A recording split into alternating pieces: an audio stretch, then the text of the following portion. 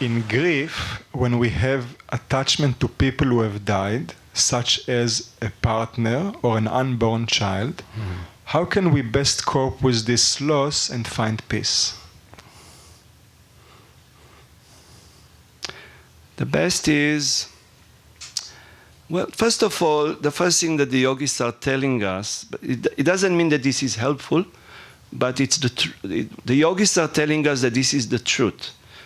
And I personally believe, not just believe, I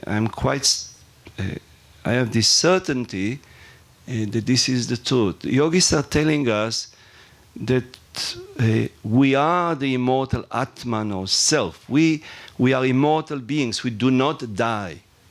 Now, the physical body which was born has to disintegrate one day, but we are not the physical body. So therefore, the yogis are telling us that in reality we do not die. Neither our friends, neither our relatives, nobody really dies. They are telling us that that is a transition to a different state of existence. This is what we are told.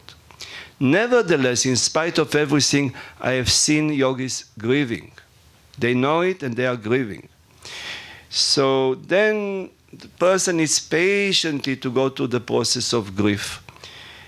And at that time, and if the person grieves, and he can also do sadhana while grieving, like meditation, like japa, like kirtan, like spiritual study, like satsanga, this is very, very, very helpful.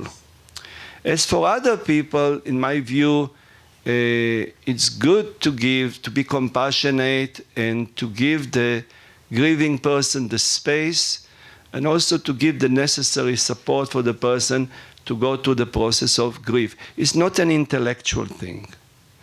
It's an emotional thing, and not just an emotional thing that many people have to go through.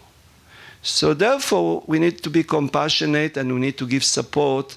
And as for the person itself, he needs to accept this process, even if the person is a yogi. If he grieves, the person should grieve, but it's good, parallel to the grieving, to do the yogic practice. It's very, very helpful.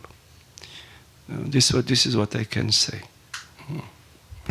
Is this kind of loss a result of negative karma?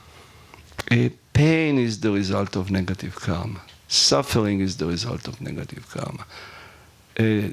Loss, the very fact that we are dying is the result of negative, it was the negative karma. We die because of ignorance. That is the result of avidya or ignorance. All of us, we have bodies which were born and which will die. So, yes, we are in samsara. We are in the cycle of birth and death because of ignorance. Yes. So, and think about it. This physical body was born, and most likely, if nothing changes, it will die. Our own physical body. And the other physical bodies may go through the same process unless something changes. So always there is some loss. Okay? Swami Shivananda taught something which I think is very helpful. He said, if you want to attain self-realization, there are two methods. Either think of God constantly, or think of death constantly. Either way, this will lead you towards liberation. Think of death, think of death, right? You understand? Think of death constantly. He put it on an equal foot with think of God. See, loss is going to be there. And on the other hand, there is no loss. You see, there is always change. Every moment of change is loss. We are losing something. So is this due to negative karma? This is due to avidya, to ignorance. Karma is the result of ignorance. So yes, we are dying because of karma, for sure. The prarabdha karma determines the moment of our birth, and it also determines the moment of our death. So we can say that that is also because of karma. Am I right, Krishna?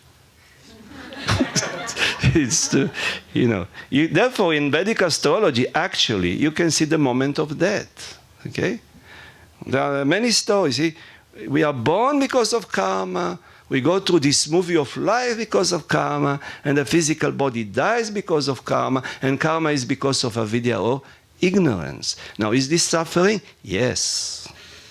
Is suffering due to negative karma? Yes.